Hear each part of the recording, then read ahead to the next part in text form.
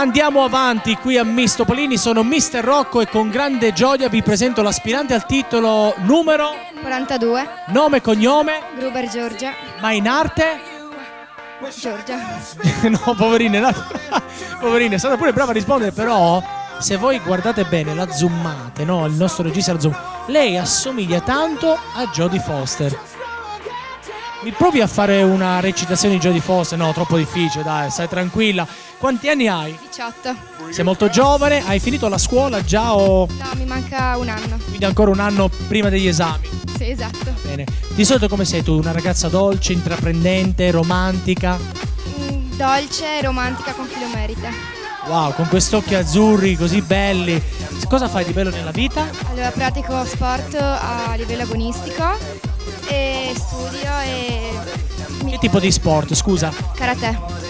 Wow, agonista, quindi sei cintura, Marrone, devo internera sto anno. quindi è un'arma. Cari amici, guardatela bene, ma è un'arma. Non siate sempre gentili con lei, come sto facendo io.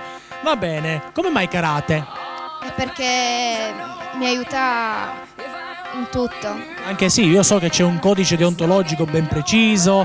Insomma, complimenti. Grazie. Allora, complimenti anche per esserti iscritta a Mistopolini. Insomma, posso farti una domanda così? Il tuo sogno nel cassetto? Beh, fare lo stesso lavoro di mio papà, ovvero agente immobiliare. Agente immobiliare, benissimo. Allora, quella è la telecamera di Mistopolini. Adesso per te anche l'opportunità di salutare. Non so se c'è un ragazzo a casa, gli amici che ti guardano. Saluto i miei amici e la mia famiglia. In bocca al lupo. Crepi.